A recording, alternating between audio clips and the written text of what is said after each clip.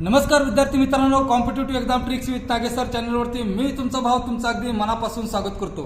पाठीमागच्या व्हिडिओला तुम्ही दिलेल्या प्रतिसादाबद्दल तुम्हा सर्वांना मनापासून धन्यवाद धन्यवाद धन्यवाद। ओके, आज आपण पॉलिटिक्सची रिव्हिजन फास्ट रिव्हिजन पार्ट 3 बघणार आहोत। तर चला मग व्हिडिओला आपण सुरुवात करूया। टान टान। ओके, बघा मित्रांनो, आपण व्यायाम करताना अगोदर वॉर्मअप करतो। ओके, अगदी की मला छोटंसं नाद आहे गाणे म्हणण्याचा। जेव्हा टेन्शन येतं तेव्हा मी गाणं म्हणतो, फ्रेश असतो तेव्हा गाणं म्हणतो। आजची नुसती सकाळ झालेली आहे आणि मी सकाळ फ्रेश वातावरणामध्ये व्हिडिओ बनवत आहे। एकदम मन माझं एकदम फ्रेश फ्रेश फ्रेश फ्रेश एकदम फ्रेश आहे। ओके, मी टवटवीत होऊन तुम्हाला शिकवतोय, तुम्ही सुद्धा फ्रेश होऊनच व्हिडिओ बघायचा, समजतंय? ओके, तर चला मग आज मला गाणं नाही तर मला म्हणजे ते मी 4 ओळी अशा वाचल्या होत्या, ते मला भरायचे आहेत। असं मला इतका उत्साह नाही राहत ना, असं काय बोलू नका। ओके, हा उत्साह मला म्हणजे मस्त वाटतोय। चला, ते ओळी अशा होत्या। असफलता एक चुनौती स्वीकार कर लो तुम। हाँ, केलं स्वीकार। चला पुढं। अस्वीकारता एक चुनौती स्वीकार कर लो तुम, क्या कम रही गई देखो और सुधार कर लो तुम, संघर्ष का मैदान छोड़कर मत भागो तुम, कुछ किए बिना ही जय जयकार नहीं होती, कोशिश करने वालों की कभी हार नहीं होती, कोशिश करने वालों की कभी हार नहीं होती, जब तक तोड़ेंगे नहीं तब तक छोड़ेंगे नहीं, जय महिष्मती। ओके, चला, मला माहिती आहे माझ्या बोलण्यानं तुम्हाला हसू आले, हसून घ्या आणि ते स्माइल माझा व्हिडिओ शेवटपर्यंत संपेपर्यंत चेहऱ्यावरती ठेवायचं, समजला? तर चला व्हिडिओला सुरुवात करूया। बघा, MPC पूर्व परीक्षा 2024 राष्ट्रपती IMP फॅक्ट। बघा, आतापर्यंत जर क्वेश्चन तुम्ही अनालिसिस केलं, रिपीट, आतापर्यंत जर तुम्ही क्वेश्चन पेपर अनालिसिस केलं तर तुम्हाला एक गोष्ट दिसून येईल। ती गोष्ट कुठली? की राष्ट्रपती थेअरी जास्त विचारले, कलम जास्त विचारण्यात लक्षात ठेवा। आणि जर कलम लक्षात ठेवायची असतील तर मित्रांनो प्लीज प्लीज प्लीज पाठीमागचे व्हिडिओ बघा, त्याच्यामध्ये राष्ट्रपतीची कलम कशी लक्षात ठेवायची मी तुम्हाला एकदम सोप्या पद्धतीने सांगितलेलं आहे। ओके, त्यामुळे मी ते कलम जास्त घेत बसत नाही। जी महत्त्वाची थेअरी आहे ते थेअरीज आपल्याला रिव्हिजन करायची आहे, कारण परीक्षा जवळ आलेली आहे। ओके, आणि ते पेपर माझा पण आहे आणि तुमचा पण आहे। ओके, त्याच्या अगोदर प्लीज प्लीज 1-2 मिनिटं तुमची घेतो। बघा, कालचा व्हिडिओ मी तुम्हाला मोटिवेशनसाठी टाकला, निगेटिव्ह विचार दूर करण्यासाठी टाकला।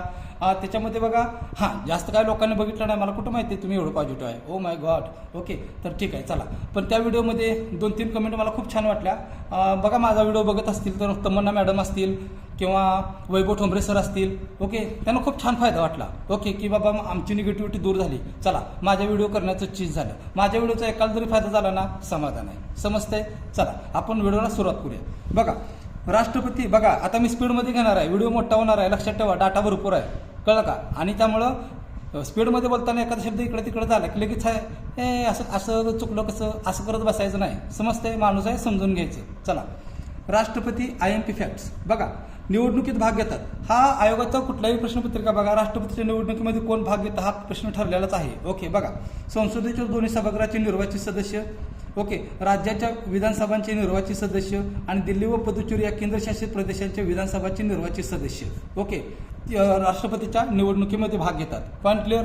क्लिअर। ओके, भाग कोण घेत नाही? लोकसभा, राज्यसभा, विधानसभाचे नामनिर्देशित सदस्य, राज्य विधिमंडळ जर द्विगृही असल्यास विधान परिषदांचे निर्वाचित सदस्य तसेच नामनिर्देशित सदस्य आणि दिल्ली व पुदुच्चेरी या केंद्रशासित प्रदेशाच्या विधानसभाचे नामनिर्देशित सदस्य। ओके, तुम्ही म्हटलं चला पुढं, अजिबात नाही, मला गडबड अजिबात नाही, लक्षात ठेवायचं। MPC मध्ये 3 गोष्टी महत्त्वाच्या आहेत। 1, वाचन कसं करायचं, 2, लक्षात कसं ठेवायचं, आणि 3, परीक्षेमध्ये पेपर कसा लिहायचा। तुम्ही म्हणाल मग तुला एवढं समजलं, मग तू का अजून राहिलाय? मित्रांनो, मला एक गोष्ट शेवटी खूप लेट समजली, जी पेपर सॉल्व्हिंगची। मला वाचन कसं करायचं माहिती होतं, लक्षात कसं ठेवायचं माहिती होतं, पण हे जे आहे ना, हे मित्रांनो मला जास्त वेळ म्हणजे खूप वेळ लागला यार, कळलं का? त्यामुळे तुम्हाला वेळ लागू नये माझ्या इतका, ह्यासाठी मी तुम्हाला म्हणजे धडपडतोय। ओके, आता तुम्ही म्हणाल की सर आमच्या हे लक्षात राहत नाही, अजिबात टेन्शन घ्यायचं नाही, तुमच्या लक्षात राहण्यासाठीच मी आहे। ओके, काय करतोय आता नीट लक्ष देऊन बघा, काय करतोय मी, नीट लक्ष देऊन बघा। बघा, संसदेच्या दोन्ही सभागृहाचे निर्वाचित सदस्य, राज्याच्या विधानसभाचे निर्वाचित सदस्य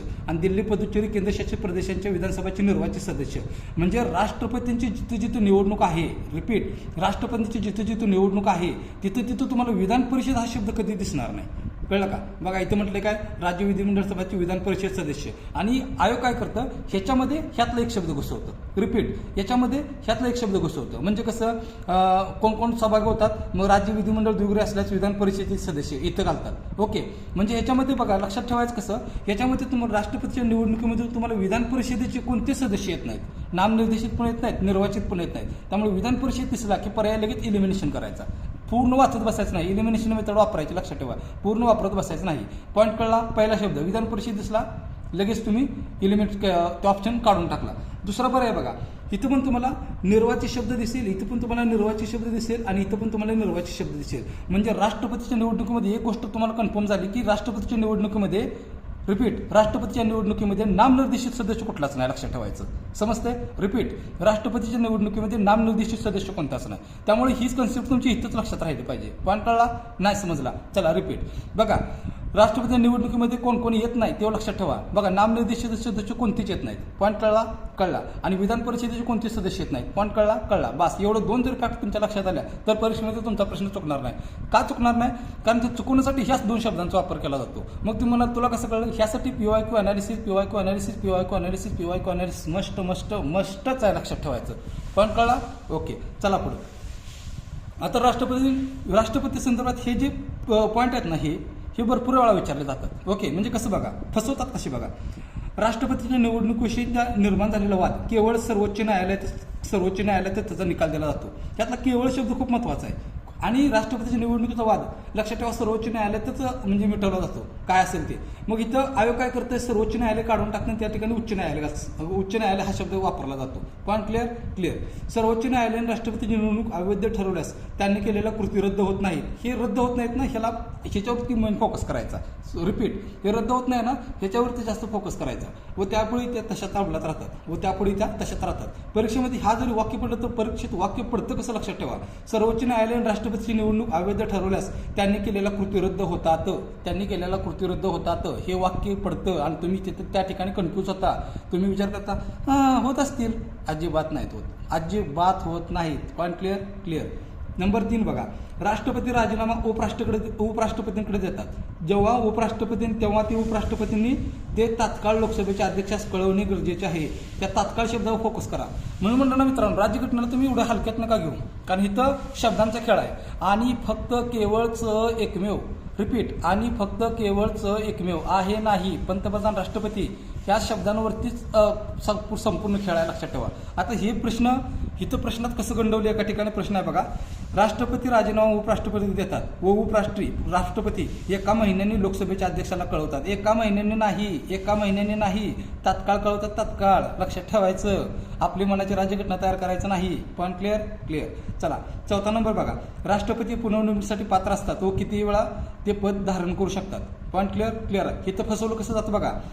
आणि बघा, हे सेंटेन्स सगळ्यात जर अवघड कुठलं असेल ना, एक लांबडे सेंटेन्स असतं, अर्धवाक्य बरोबर अर्ध चूक. रिपीट, अर्धवाक्य बरोबर अर्ध चूक. म्हणजे कसं, राष्ट्रपती पुनर्निवडणुकीसाठी पात्र असतात पण ते किती वेळा पद धारण करू शकत नाही. बघा, इथं अर्ध बरोबर आहे आणि इथं अर्ध चूक आहे. मग आपण काय करतो, गडबडीत अर्धच बरोबर असतो आणि इथं चुकतो. आणि आम्ही बऱ्याच वेळा चुकलो यार, म्हणून मी आतापर्यंत अजून राहिलो. समजते का?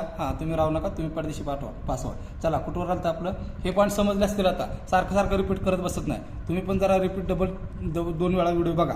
चला,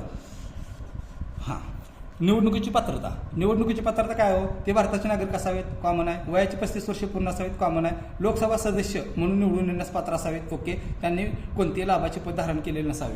तुम्ही म्हणाले ह्यात काय लक्षात ठेवू? ह्यात एकच लक्षात ठेवायचं, रिपीट, लोकसभा सदस्य म्हणून निवडून येण्यास पात्र असावेत. गडबडीत तिथं आयोग राज्यसभा सदस्य म्हणून निवडून येण्यास पात्र असावे असं करतं, लक्षात ठेवायचं. पण क्लिअर. महाभियोग पद्धत कलम 61 बघा, महाभियोग पद्धत कलम 61 आहे. म्हणजे राष्ट्रपतींना पदावरून दूर कसं करायचं ती पद्धत आहे. बघा, केवळ घटनाभंग या कारणावरून त्यांना पदावरून दूर केलं जातं. पण त्यातला खूप महत्त्वाचा आहे, घटनेत घटनाभंग या शब्दाचा अर्थ अजिबात स्पष्ट केलेला नाही. म्हणजे किती इथल्या इथंच फिरवलं, बघितलं का?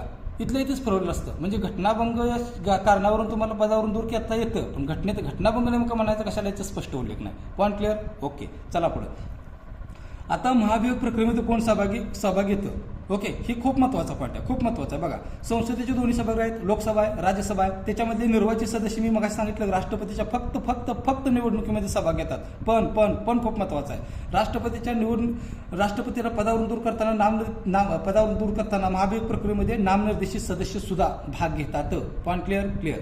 आता विधानसभा बघा, सर्व राज्यांचे विधानसभा सदस्य बघा, निर्वाचित सदस्य कशात भाग घेतात? राष्ट्रपतीच्या निवडणुकीत भाग घेतात. पण खूप महत्वाचं आहे, विधानसभा सदस्य अजिबात महाभियोग पद्धतीमध्ये भाग घेत नाहीत. Point clear.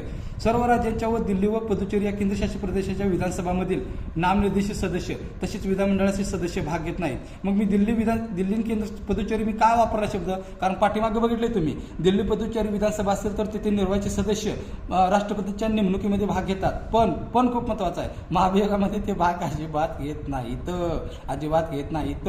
आणि विधान परिषदांचे सदस्य अजिबात भाग घेत नाहीत. म्हणजे तुमच्या कॉमन गोष्ट लक्षात आली का? बघा मी काय म्हणते, बघा काय म्हणतात त्याला, नजर सगळ्यांकडे असते. रिपीट, नजर सगळ्यांकडे असते पण दृष्टी सगळ्यांकडे नसते. समजते? आज माझं म्हणजे मी अभ्यास करताना तुम्हाला लक्षात कसं ठेवायचं ह्या गोष्टी तुम्ही बघा, तुम्ही दररोज हे वाचत असणार आहे, दररोज तुम्ही वाचलेला असणार आहे, पण आज तुम्हाला काहीतरी असं वाटतं की यार हे असं पण लक्षात ठेवायचं असतं का? अरे बाप रे, आम्ही आतापर्यंत काय करत आलो.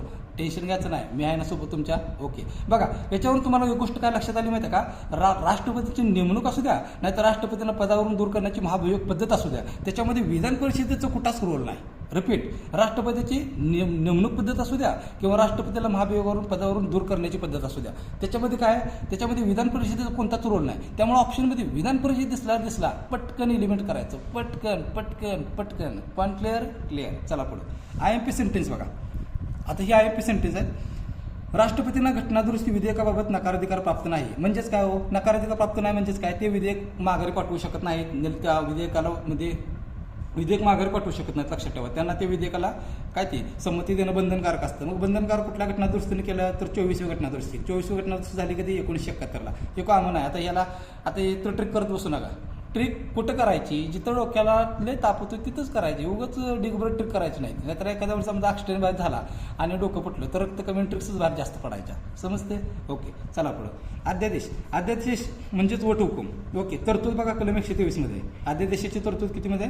कलम 123 मध्ये. Point clear. ओके, संसदेच्या विराम काळात अध्यादेश काढण्याचा अधिकार प्रदान करण्यात आलेला आहे. संसदेच्या विराम काळात राष्ट्रपती अध्यादेश काढू शकतात. म्हणजे संसदेची दोन्ही सभागृह अधिवेशनात नसताना, रिपीट, दोन्ही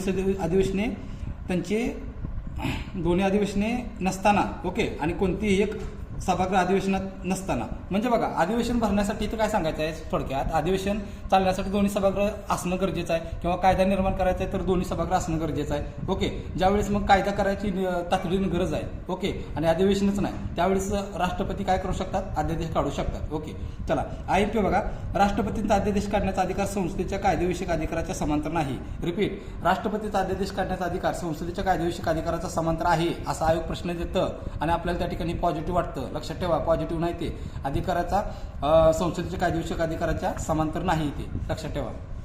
ओके, आता फॅक्ट मित्रांनो भरपूर मला कव्हर करायचे असतात, पण कसं आहे आता वेळ नाही आपल्याला. जेव्हा आपली आता ही राज्यसेवा होऊन जाईल आणि कंबाईन आपण जेव्हा करू त्यावेळेला भरपूर वेळच वेळ आहे. ओके, आता 8 दिवसात काय मित्रांनो मी तुमची कन्सेप्ट क्लिअर करत बसणार आहे सांगा. त्यामुळे मी तर रिव्हिजन घेतो, त्यामुळे सगळं मला फोडून सांगता येणार नाही. Point clear. चला, अध्यादेशाबाबत IMP तरतुदी बघा. अध्यादेशाचा महत्तम कालावधी 6 महिने व 6 आठवडे इतका असतो. Point clear. ओके, राष्ट्रपतीचा अध्यादेश काढण्याचा अधिकार स्वच्छाधीन अधिकार आहे असा प्रश्न येऊ शकतो? अजिबात नाही. राष्ट्रपतींचा अध्यादेश काढण्याचा अधिकार स्वच्छाधिकार नाही, लक्षात ठेवा. ओके, अध्यादेशाद्वारे कोणत्याही संसदीय कायद्यात किंवा इतर अध्यादेशात बदल केला जाऊ शकतो का? केला जाऊ शकतो. आता 2 महत्वाच्या ओळी आहेत, खूप महत्वाच्या आहेत, ती लक्षात ठेवा. अध्यादेशाद्वारे कर कायदा सुधारता येतो आणि घटनादुरुस्तीचे अध्यादेश काढता येत नाही, अजिबात काढता येत नाही. लक्षात ठेवा, सेंटेन्स खूप महत्वाचे आहे. इथं आहेच नाहीच आहे केलं की विषय गोल झाला, कळलं का? मग पुन्हा प्रिलियम, पुन्हा मेन्स, पुन्हा फॉर्म. ओ. त्यामुळं पटकन इथंच लक्षात ठेवा बाबा, पास होऊन जावा, तुम्ही पण व्हा, मी पण होतो. ओके, आणि यातनं बाहेर पडूया पटकन. ओके, चला, क्षमादानाचा अधिकार. कलम 72 मध्ये क्षमादानाचा अधिकार. Point clear. ओके, राष्ट्रपतींचा अधिकार स्वच्छाधिकार नाही. बघा, अध्यादेश काढण्याचा अधिकार पण राष्ट्रपतींचा स्वच्छाधिकार नाही. रिपीट, अध्यादेश काढण्याचा अधिकार पण राष्ट्रपतींचा स्वच्छाधिकार नाही आणि क्षमादानाचा अधिकार पण राष्ट्रपतींचा स्वच्छाधिकार नाही. का नाही? कारण ते केंद्रीय कॅबिनेटच्या सल्ल्याने ते वापरत असतात. Point clear. राष्ट्रपती पुराव्याचे पुनर्परीक्षण करू शकतात. ओके, राष्ट्रपतीवर आपल्या आदेशाची कारणे देणे बंधनकारक नसते. म्हणजे जेव्हा एखाद्याला क्षमादान करायचं आहे, का केली त्याला क्षमा वगैरे असं आदेशाची कारणे देणं राष्ट्रपतीवरती बंधनकारक नाही. Point clear. आणि ही सगळ्यात महत्वाचं आहे बरं का. दयेचा अर्ज करणाऱ्याला राष्ट्रपती समोर मौखिक सुनावणीचा अधिकार नाही. दयेचा अर्ज करणाऱ्या त्याला राष्ट्रपती समोर मौखिक सुनावणीचा अधिकार अजिबात नाही, लक्षात ठेवायचं. त्यामुळे इथं कन्फ्युज व्हायचं नाही. बारक्या गोष्टी असते त्यामुळे आपल्याला आपण कन्फ्युज होऊन जातो. Point clear. आता मी इथं राष्ट्रपती केले बघा आणि इथं राज्यपाल केले. का असं केले असेल बघा? खूप म्हणजे बारकावा आहे, खूप खूप बारकावा आहे. राज्यघटनेमध्ये बारकावेच भरपूर आहेत. त्या बारकाव्यावरती पकड येणं खूप महत्त्वाचं आहे. त्यामुळं वाचताना एकदम बारकावा वाचायचं. बघा आता दम भरला मित्रांनो, दम भरला, पण परीक्षा जवळ आली. चला पुढे चला. राष्ट्रपती आणि राज्यपाल. राष्ट्रपती बघा, लष्करी न्यायालयाने दिलेल्या शिक्षेबद्दल क्षमादान करण्याचा अधिकार फक्त राष्ट्रपतीला आहे. आणि म्हणजे बघा, लष्करी न्यायालयाबद्दल शिक्षेबद्दल राज्यपाल काहीच करू शकत नाहीत, लक्षात ठेवा. म्हणजे लष्करी न्यायाबद्दल जी शिक्षा असेल त्याच्याबद्दल काय करायचं, कसं करायचं, हे संपूर्ण अधिकार राष्ट्रपतीला. Point clear? ओके. आणि मृत्यूदंडाची शिक्षा यातच मी हे दोनच पॉईंट काय घेतले. अरे कसं आहे माहिती आहे का, तुम्हाला एक सांगतो, एक सगळ्यात महत्त्वाची गोष्ट सांगतो. सगळ्यात महत्त्वाची, पुस्तक जेव्हा आपण वाचतो ना, रिपीट, पुस्तक जेव्हा आपण वाचतो ना, त्यावेळेस वाचताना आपल्याला असं वाटतं यार सगळंच महत्त्वाचं आहे. पण त्यातला खूप महत्त्वाचं आहे. काय पण महत्त्वाचं आहे? आपल्याला काय महत्त्वाचं वाटतं त्याच्यापेक्षा आयोगाला काय महत्त्वाचं वाटतं ते लय महत्त्वाचं आहे. आणि ते आयोगात मग ते महत्त्वाचं काय, कसं वाटतं, ते कसं ओळखायचं, तर प्रिव्हियस इयर क्वेश्चन पेपर बघायचे. त्याच्यामध्ये आपल्याला लगेच समजतं क्वेश्चन नेमकं विचारतात कशावर, त्याच्यावरच करायचं. उघड ढिगभर डाटा लक्षात ठेवू नका, डोकं हँग होऊन जाईल, आपला मेंदू एवढासा. ओके, चला. राष्ट्रपतीला मृत्यूदंड शिक्षा दिली तर राष्ट्रपतीला मृत्यूदंडाचा क्षमादान करण्याचा अधिकार आहे. ओके. राज्यपालाला मृत्यूदंडाबाबत क्षमादान करण्याचा अधिकार नाही. ओके. राज्यपाल काय करू शकतो जास्तीत जास्त, तर ते शिक्षादेश निलंबित करू शकतो किंवा त्यामध्ये सूट देऊ शकतो किंवा शिक्षा सौम्य करू शकतो. ओके. या प्रश्नावरती, या वाक्यावरती बऱ्याच वेळा बघा तुम्ही PYQ तुम्हाला रिपीट दिसेल. आता मी PYQ सारखं काय म्हणतोय, यार एवढ्या वेळा बघितलं नाही यार, ते वाक्य बघितलं की ते आठवते. याच्यावरती कसा प्रश्न विचारलाय बघा. याच्यावरती प्रश्न कसा विचारलाय सांगू बघा. राज्यपालाला मृत्यूदंडाबाबत कोणताही अधिकार नाही. वाक्य बरोबर का चूक? चूक आहे. रिपीट, राज्यपालाला मृत्यूदंडाबाबत कोणताही अधिकार नाही. वाक्य बरोबर का चूक? चूक आहे. का? तर मृत्यूदंडाबाबत राज्यपालाला ती मृत्यूदंड सौम्य करण्याचा, निलंबित करण्याचा अधिकार आहे. एवढा बारकावा आहे त्याच्यामध्ये. समजते? पण समजते. हां बघा, अशा प्रकारे राष्ट्रपती आपण या ठिकाणी पॉईंट संपवलेला आहे मित्रांनो, एकदम क्लिअर संपवलेला आहे. ओके. आणि मला माहिती आहे की मी तुम्हाला पटवून एकदम व्यवस्थित असं तुमच्या जवळ असं तुम्हाला बसून मांडी घालून तुमच्या समोर बसून असं तुमच्या असं मान धरून तुम्हाला शिकवल्यासारखं शिकवले. समजते? त्यामुळे मला समजलं नाही आणि आता विसरलं, अजिबात असं करायचं नाही, लक्षात ठेवा. उद्या पेपरमध्ये हा जर प्रश्न आला तर अजिबात चुकायचं नाही, लक्षात ठेवा. Point clear? ओके. चला. उपराष्ट्रपती. उपराष्ट्रपतीमध्ये थोडक्याच आहेत, लक्षात ठेवा. राष्ट्रपतीच्या निवडणुकीत संसदेच्या दोन्ही सभागृहाचे केवळ निर्वाचित सदस्यच भाग घेतात, तर उपराष्ट्रपतीच्या निवडणुकीत संसदेच्या दोन्ही सभागृहाचे सर्व सदस्य भाग घेतात. म्हणजे उपराष्ट्रपतीची निवडणुकीचं सांगितले. आता मी बघा कसं सांगतोय. आता तुम्ही म्हणाल सर आमच्या लक्षात राही ना हो, खूप कन्फ्यूज झाले, आता काय माझं डोकंच फिरायचं काम आहे. अजिबात टेन्शन घ्यायचं नाही. आता मी काय एक गोष्ट सांगतो, ती गोष्टीवरती पूर्ण फोकस करा. पूर्ण मन, तुमचं मन, बुद्धी, विद्या आहे ना, सगळं माझ्या बोलण्यावर कॉन्सन्ट्रेट करा. मनामध्ये एकही विचार येऊ नका, कारण मी जे सांगणार आहे ते डायरेक्ट तुमच्या सबकॉन्शियस माइंडमध्ये जाऊ द्या. समजतंय?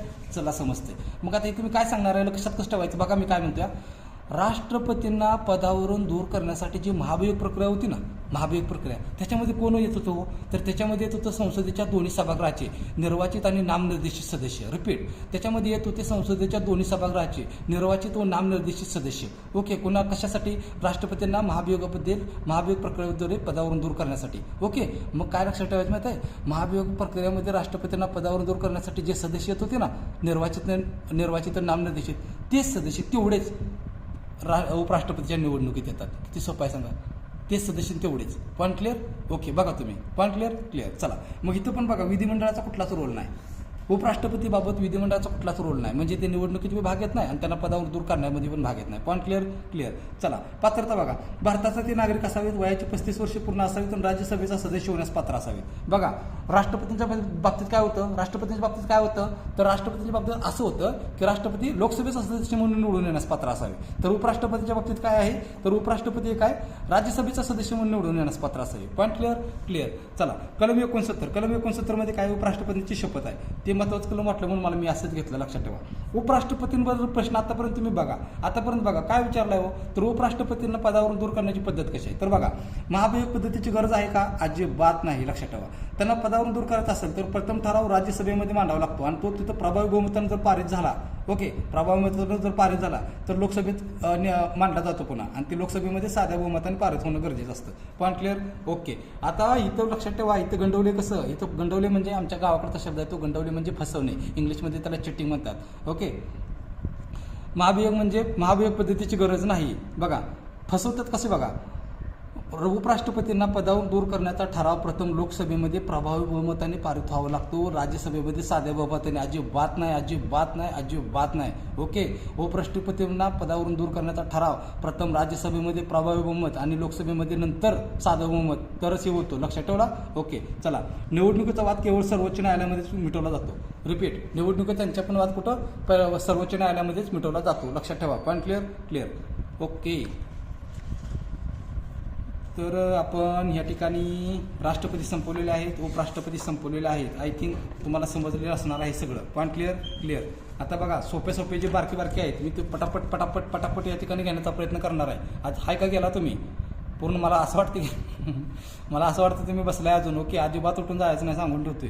बघा, भारताचा महान्यायवादी महत्त्वाच्या गोष्टी बघणार आहोत आपण. भारताचा महान्यायवादी कलम 76. रिपीट, भारताचा न्यायवादी कलम 76. नेमणूक कोण करते? राष्ट्रपती करते. सर्वोच्च न्यायालयाचा न्यायाधीश म्हणून नेमणूक होण्यास ते पात्र असावेत. सर्वोच्च न्यायालयाचे न्यायाधीश म्हणून नेमणूक होण्यास ते पात्र असावेत. बघा, राष्ट्रपतीची मर्जी असेपर्यंत ते पदावर राहतात. घटनेत महान्यायवादींचे पगार वगैरे जे भत्ते त्याची तरतूद अजिबात नाही. मग ते निर्धारित कोण करतो? राष्ट्रपती निर्धारित करतात. लक्षात ठेवा, हिथंच विचारलं जातात. ओके, घटनेत महान्यायवादी पदांची महान्यायवादी यांच्या पगाराची तरतूद आहे का? अजिबात नाही. लक्षात ठेवा. ओके, भारताचा महान्यायवादी इथं फसवलं कसं जातं? उच्च न्यायालयाचा न्यायाधीश म्हणून नेमणूक होण्यास तो पात्र असावा. अजिबात नाही. लक्षात ठेवायचं. त्यामुळे कन्फ्यूज कुठं आहे तिथं मी जास्त फोकस केलं आहे. लक्षात ठेवा. राष्ट्रपती सांगतील त्या म्हणजे कामे बघा, राष्ट्रपती सांगतील त्या विधिविषयक बाबीवर भारत सरकारला सल्ला देणे. ओके, घटनेने किंवा कोणत्याही कायद्याने त्यांच्याकडे सोपवलेली कार्य पार पाडणे. ओके, याच्यामध्ये कायच कन्फ्यूज व्हायसारखं नाही. ओके, आता इथं IMP म्हणले बघा, IMP म्हणले की फोकस करायचं. त्यांना भारताच्या राज्यक्षेत्रातील सर्व न्यायालयामध्ये सुनावणी ऐकून घेण्याचा अधिकार आहे. ओके, आणि फेरी इथं IMP केले म्हणजे इतर खूप महत्त्वाचं असणार आहे. काय बघा, संसदेच्या दोन्ही सभागृहाच्या व किंवा त्यांच्या संयुक्त बैठकीमध्ये किंवा ते सदस्य असलेल्या समितीमध्ये त्यांना बोलण्याचा अधिकार आहे. कामकाजाचा भाग घेण्याचा आहे. पण लय महत्वाचं आहे, मतदानाचा अधिकार नाही. आणि आतापर्यंत तुम्ही PYQ बघा, महान्यायवादीवरती जेव्हा प्रश्न आलेला आहे तेव्हा ते असं म्हटलेलं आहे, ते मतदान करू शकतात. वाक्य कसं आहे? चूक आहे. वाक्य कसं आहे? चूक आहे. Point clear. चला पुढं. संसद सदस्याप्रमाणे सर्व विषयाकरिता त्यांना प्राप्त होतात. महान्यायवादी केंद्रीय कॅबिनेटचे सदस्य नसतात. ओके, आणि त्या ठिकाणी आयोग जर प्रश्नपत्रिकेत बघा असतात करतं. समजतंय? त्यामुळे कन्फ्यूज व्हायचं नाही. भारत सरकारविरुद्ध कोणताही सल्ल्याचे ते विश्लेषण करू शकत नाही. ओके, त्यांना खाजगी वकिली करण्यापासून प्रतिबंधित करण्यात आलेले नाही. ते आहे नाहीवर लय फोकस करा. रिपीट, महान्यायवादी केंद्रीय कॅबिनेटचे सदस्य नसतात. लक्षात ठेवा. ओके, आणि त्यांना खाजगी वकिली करण्यापासून प्रतिबंधित करण्यात आलेले नाही. आयोग काय करणार? त्यांना खाजगी वकिली करण्यापासून प्रतिबंध करण्यात आलेले आहे असं देणार त्या ठिकाणी. Point clear. आता बघा, आता तुम्ही बघा, आता महान्यायवादी केंद्रात, मग राज्यात कोण असतो? तो महाधिवक्ता असतात. ओके, मग आता इथंच मी तुलना करतोय बघा. आता मी लिहित बसत नाही, आता इथंच तुलना मी करतोय, कारण ते सेम आहे. कारण तुलना करून अभ्यास करायचा. आता इथे बघा, आता असं कन्सिडर करा की आता महाधिवक्ता. ओके, भारताचा महाधिवक्ता, नेमणूक इथं राष्ट्रपती, मग तिथं नेमणूक राज्यपाल, इथं सर्वोच्च न्यायालयाचा न्यायाधीश म्हणून नेमणूक कोणास पात्र असावा. मग महाधिवक्त्याला काय असणार? उच्च न्यायालयाचा न्यायाधीश म्हणून नेमणूक होण्यास पात्र असावा. महान्यायवादी काय करतात? राष्ट्रपतीची मर्जी असेपर्यंत पदावर राहतात. मग महाधिवक्ता काय करतात? राज्यपालाची मर्जी असेपर्यंत पदावर राहतात. Point clear. घटनेत महान्यायवादींचे पगार आणि भत्तेची तरतूद नाही. तिकडे कसं असणार? घटनेत महाधिवक्ती जे आहेत त्यांच्या पगार आणि भत्तेची तरतूद नाही. त्यांचा पगार इथं महान्यायवादीचा पगार राष्ट्रपती ठरवतात, तिकडं महाधिवक्त्यांचा पगार राज्यपाल ठरवतात. Point clear. राष्ट्रपती सांगतील त्या विधिविषयक बाबीवर भारत सरकारला सल्ला देणे.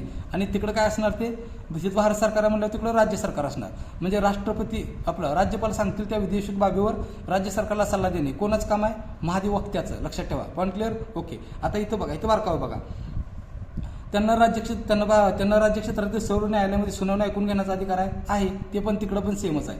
ओके, आता बघा, संसदेच्या दोन्ही सभागृहाच्या किंवा त्यांच्या संयुक्त बैठकीमध्ये ते सदस्य असलेल्या समितीमध्ये बोलण्याचा, कामकाजात भाग घेण्याचा अधिकार आहे.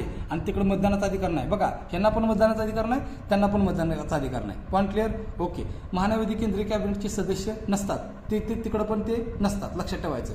म्हणजे ह्यांना पण बघा, खाजगी वकील करण्यापासून प्रतिबंध करण्यात आलेले नाही. त्यांना पण खाजगी वकील करण्यापासून प्रतिबंध करण्यात आलेले नाही. Point clear. बघा, मी इथलं इथं संपवलं. समजतंय? ओके, असा तुलना करून राज्यघटनेमध्ये काही ठिकाणी अभ्यास करायचा. Point clear. ओके, असं वाटतं की तुम्हाला ही गोष्ट समजलेली असेल. ओके. आज मरते. हां, बघा, मूलभूत कर्तव्य खूप महत्त्वाचा पॉईंट आहे. आला म्हटलं पटकन पाठ्यदिशी घेऊन टाकावं, कुठे एक एक एक व्हिडिओ खेळत बसता. ओके, मूलभूत कर्तव्य बघा, रिव्हिजनची सिरीज आपली मूलभूत कर्तव्य भाग कितीमध्ये आहे, भाग 4A मध्ये. मूळ घटनेत बघा, मूळ घटनेत मूलभूत कर्तव्य नव्हती. ओके, 42 घटना दुरुस्ती 1976 ती मूलभूत कर्तव्याची यादी दिली. किती कर्तव्याची, 10. 11वे मूलभूत कर्तव्य कुठलं होतं, 86वी घटना दुरुस्ती 2002 टाकली. 11वे मूलभूत कर्तव्य कुठलं आहे हो, 7 ते 14 वयोगटातील जी मुलं आहेत त्यांना शिक्षण देणे पालकांची जबाबदारी आहे, लक्षात ठेवायचं, पालकांची कर्तव्य आहे ते. ओके, आता याच्यावरतीच प्रश्न कसा येतो बघा. ओके, मूलभूत कर्तव्य इथं भाग 4 आहे ना, मूलभूत कर्तव्यांची नोंद भाग 4 मध्ये आहे. वाक्य बरोबर का चूक, चूक का, भाग 4 मध्ये नाही भावा, भाग 4A मध्ये. Point clear. ओके, इथं प्रश्न कसा येतो, मूलभूत कर्तव्यांची नोंद मूळ भारतीय घटनेत होती का, नव्हती, लक्षात ठेवायचं. 42वी घटना दुरुस्ती 1976 मूलभूत कर्तव्य टाकण्यात आली.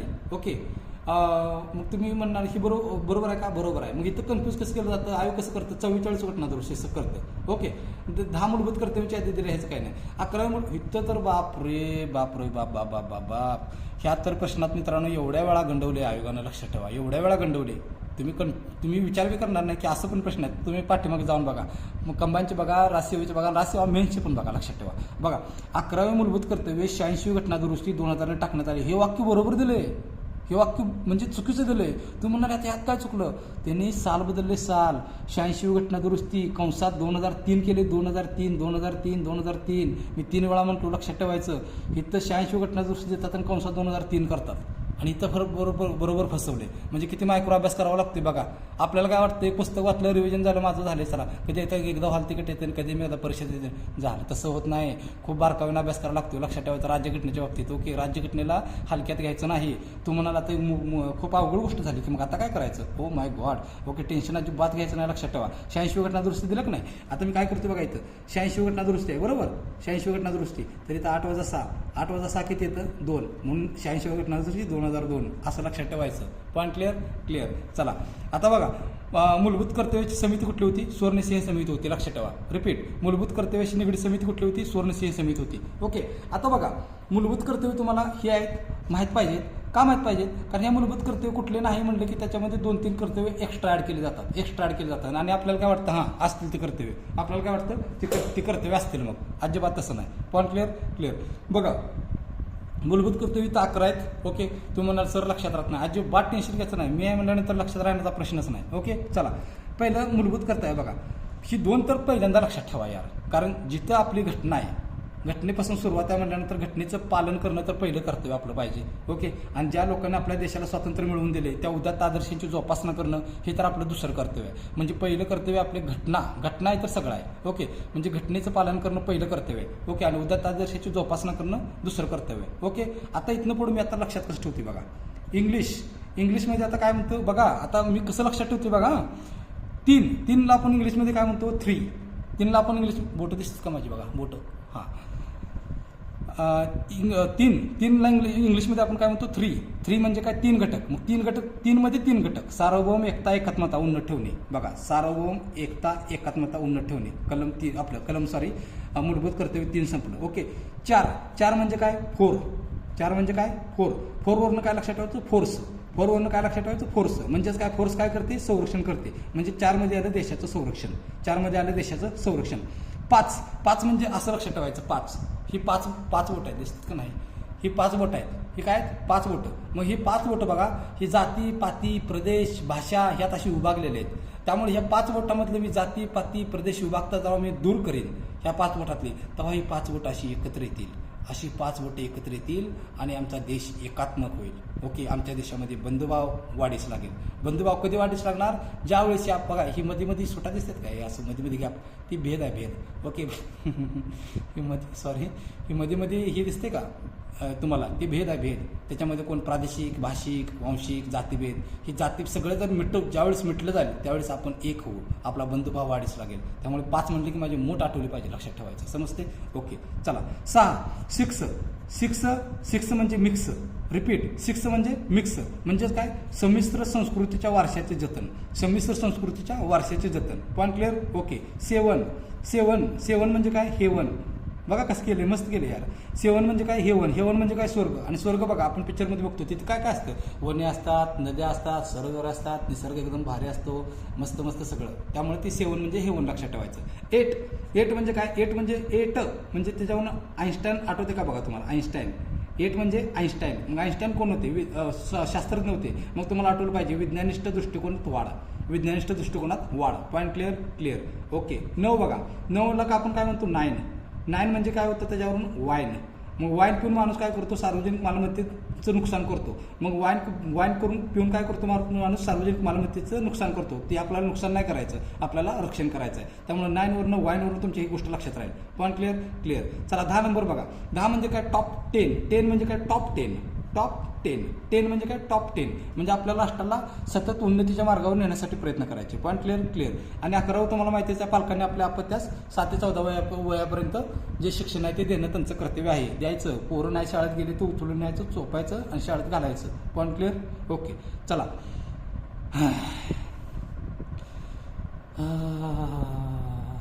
असा दम भरते, मग दम भरला की मला एनर्जीसाठी मला गाणे म्हणावं लागतात यार. ओके, त्यासाठी मला गाणे म्हणावे लागतात. ओके. चला, मूलभूत कर्तव्य न्यायप्रविष्ट नाहीत. आता बघा, आता मूलभूत कर्तव्यातील वाक्य जी ओळी आहेत, ओळी खूप महत्त्वाच्या आहेत, लक्षात ठेवायचं. ओळी कुठल्या आहेत, कुठल्या, मूलभूत कर्तव्य न्यायप्रविष्ट नाहीत, लक्षात ठेवा. ओळी जर आली मूलभूत कर्तव्य न्यायप्रविष्ट आहेत अजिबात नाही, लक्षात ठेवा, ते वाक्य चुकीचं आहे. Point clear. ओके. मूलभूत कर्तव्य केवळ नागरिकांनाच उपलब्ध आहेत, लक्षात ठेवा. मूलभूत कर्तव्य परकीयांना उपलब्ध नाहीत. रिपीट, मूलभूत कर्तव्य परकीयांना उपलब्ध नाहीत. रिपीट, मूलभूत कर्तव्य परकीयांना उपलब्ध नाहीत. Point clear. कळला. चला, मूलभूत कर्तव्य. आता तुम्ही म्हणाल काय माहिती आहे का, मग इथं फसवलं कसं जातं, आम्हाला सांगा की. मी सांगतो की टेन्शन अजिबात नाही घ्यायचं. बघा, मूलभूत कर्तव्याबद्दल काय केलं जातं, मूलभूत कर्तव्याचा प्रश्न येतो, पुढीलपैकी कोणती मूलभूत कर्तव्य आहे ते सांगा. आणि ह्याच्यामध्ये ही मूलभूत कर्तव्य असतात आणि त्याच्यामध्ये बऱ्याच वेळा ही 2 मूलभूत कर्तव्य घातल्यात. म्हणजे ही कर्तव्य नाहीत ॲक्च्युली, ही 2 म्हणजे त्याच्यामध्ये ॲड करतात. कुठले, मतदान करणे, कर भरणे मूलभूत कर्तव्य आहे का, अजिबात नाही. आणि हेच 2 बऱ्याच वेळा तुम्हाला सापडतील त्या प्रश्नपत्रिकेमध्ये. ह्यासाठी काय करायचं, ॲनालिसिसला पर्याय नाही. ओके. चला, मूलभूत कर्तव्य या ठिकाणी मी संपवलेलं आहे. ओके, तुम्हाला समजलेलं असेल आणि समजलंच पाहिजे. एवढा जीव तोडल्या म्हणल्यानंतर समजलं पाहिजे, लक्षात ठेवा. पुन्हा म्हणायचं नाही सोडकं चुकलं, हे झालं ते झालं. Point clear. ओके. चला, आता संघ लोकसेवा आयोग आणि राज्य लोकसेवा आयोग. रिपीट, संघ लोकसेवा आयोग आणि राज्य लोकसेवा आयोग. मेन फॅक्ट आयोग कुठं कन्फ्यूज करतो मी तेवढंच घेणार आहे. ओके, जास्त खेळत बसणार नाही. चला बघा, आपलं MPC UPSC भाग किती, भाग 14 मध्ये आयोग. आता मी काय करतो, संघ लोकसेवा आयोग जरा मोठं वाटते म्हणायला, मी UPSC म्हणतो. आणि राज्य लोकसेवा आपल्या आयोगाला मी MPC म्हणतो. ओके. चला, UPSC 1 अध्यक्ष व अन्य सदस्य असतात. बघा, UPSC 1 अध्यक्ष व, आता मी काय करतो, कंबाईनमध्ये हे करतो काय, म्हणजे तुम्हाला लक्षात येईल. UPSC मध्ये 1 अध्यक्ष व अन्य सदस्य असतात. MPC मध्ये पण 1 सदस्य, अन्य सदस्य असतात. ओके. यांची नेमणूक, UPSCतील सदस्याची नेमणूक राष्ट्रपती करतात आणि राज्य लोकसेवाच्या आयोगाचे अध्यक्ष आणि सदस्यांची नेमणूक राज्यपाल करतात. ओके. बघा, अन्य सदस्य किती असावे UPSC मध्ये काय घटनेत सांगितलेलं नाही, म्हणजे ते अन्य सदस्य किती असावे UPSC हे ठरवण्याचा अधिकार, संख्येचा अधिकार कुणाला आहे, राष्ट्रपतीला आहे. ओके. अन्य सदस्य किती असावे UPSC हे घटनेत सांगितलेलं नाही, म्हणजे ती संख्या कोण ठरवतात, राज्यपाल. Point clear. ओके. आता इथं महत्वाचं आहे, इथं पूर्ण फोकस करा 2 नंबरच्या पॉईंटला.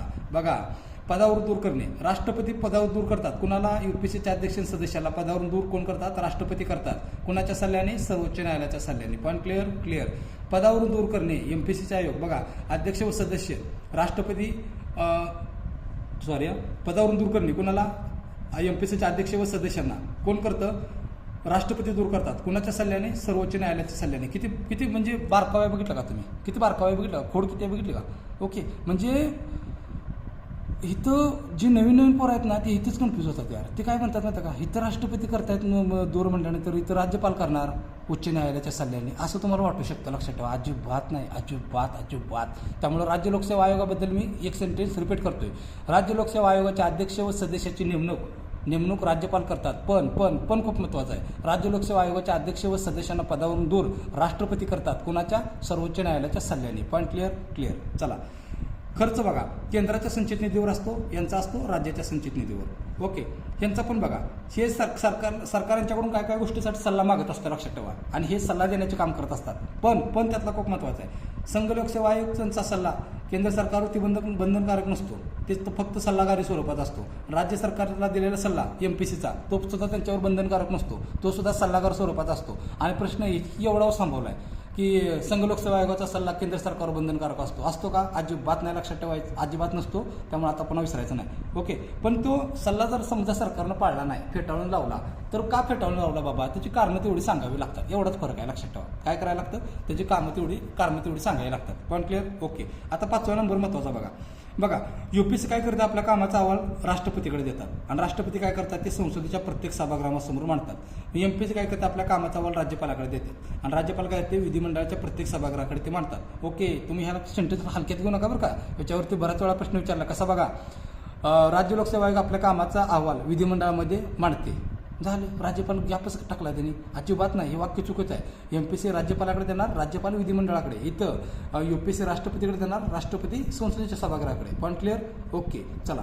आता इथं बघा 2 वळी ते खूप महत्त्वाचे आहेत बरं का. म्हणजे एमपीसी आणि यूपीसी यांचं कसं आहे, सल्ला पुढील बाबतीत घेतला जात नाही. कुठल्या बाबतीत त्यांचा सल्ला घेतला जात नाही, तर बघा, नागरिकांच्या कोणत्याही मागासवर्गीयांसाठी नेमणुका पदामध्ये जर आरक्षणात निश्चित करताना त्यांचा सल्ला घेतला जात नाही व सेवा पदावर नेमणूक करताना एससी व एसटीच्या मागण्यांचा विचार करताना या दोघांचा सल्ला घेतला जात नाही, हे लक्षात ठेवा. बघा, मी फापड पसारा घेत बसत नाही. मग तुम्हाला आता बघा 7 वर्षाचा अनुभव हीच माझी शक्ती आहे, लक्षात ठेवा. ओके, त्यामुळे एवढाच प्रश्न विचारला जातो परीक्षेमध्ये, दिसेल तुम्हाला एवढाच प्रश्न. त्यामुळे तुम्ही पुस्तक वाचताना काय वाटतं, आपल्याला ढिगभर पसारा दिसतो, त्यामुळे आपल्याला बीपी वाढतो आणि आपल्याला काय वाटतं, अरे देवा, माझं अजून एवढं राहिले वाचायचं, नका टेन्शन घेऊ, त्यातलं काय महत्त्वाचं आहे तेवढंच वाचा.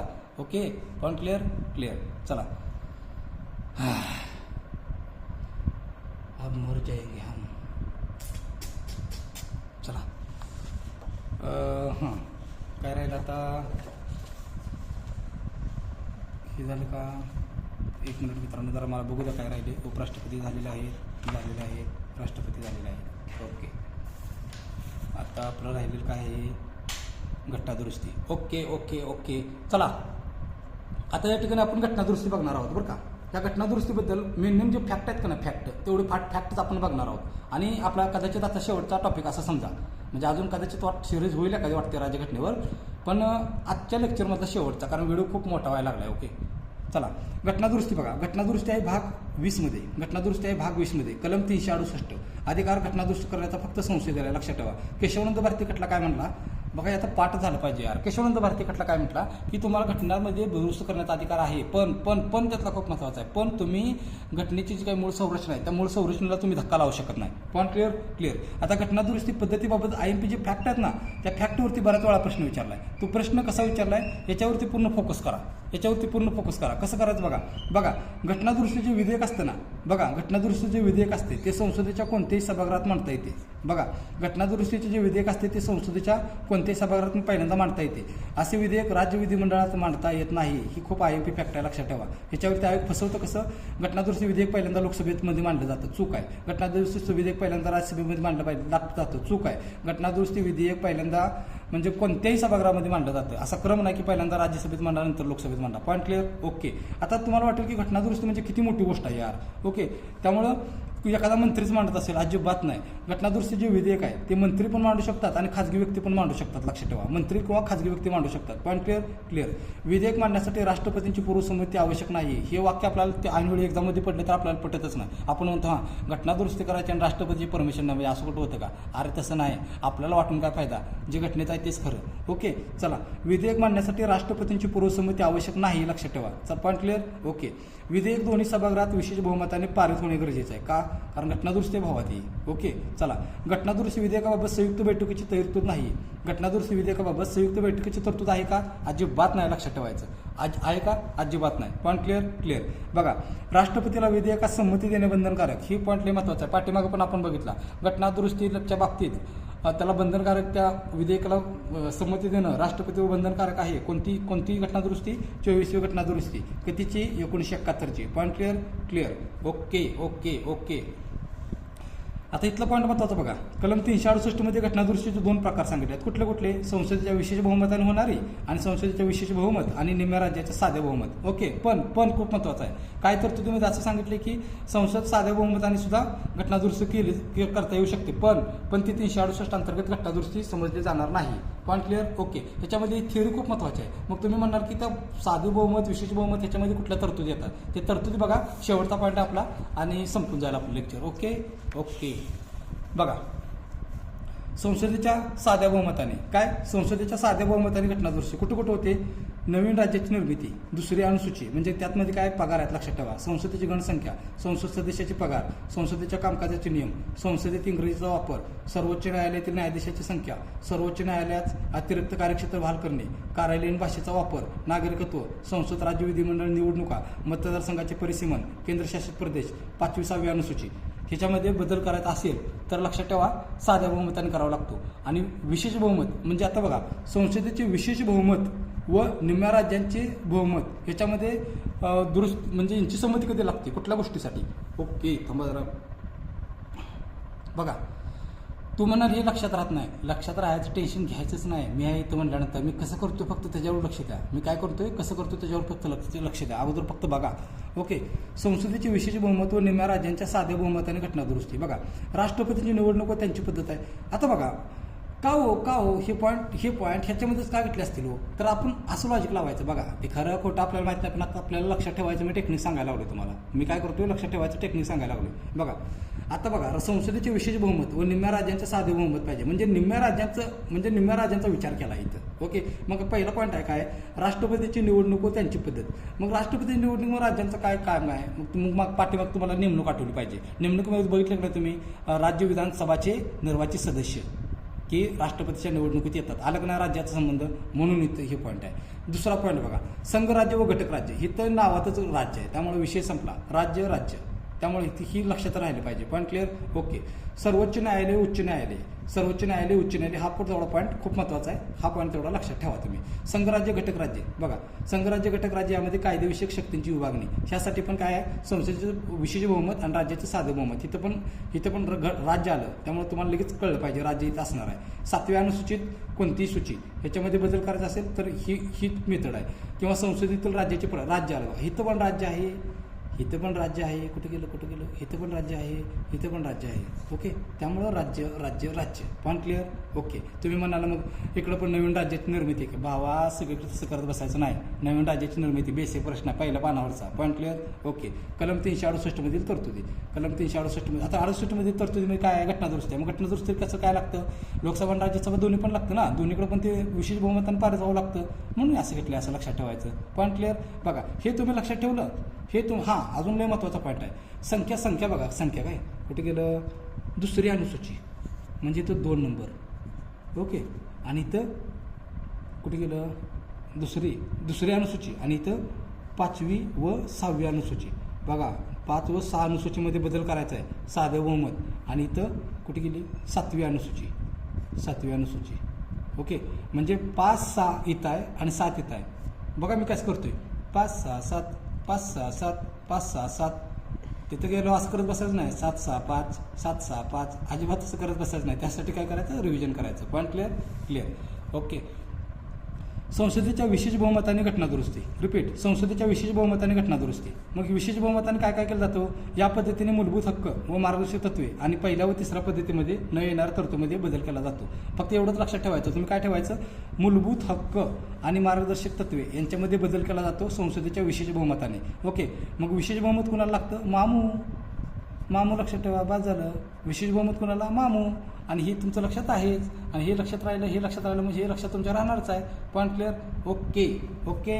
ओके बघा मित्रांनो in this way we have completed whole important facts of political science today within 43 minutes okay and according to my opinion I am became very successful to clear your all doubts okay and it is my request to all of you if any good point in my teaching there are yours and if any bad point and mistake in my teaching there are mine okay I will accept it and I will improve it slowly okay now give me permission to stop here thank you धन्यवाद जय हिंद जय महाराष्ट्र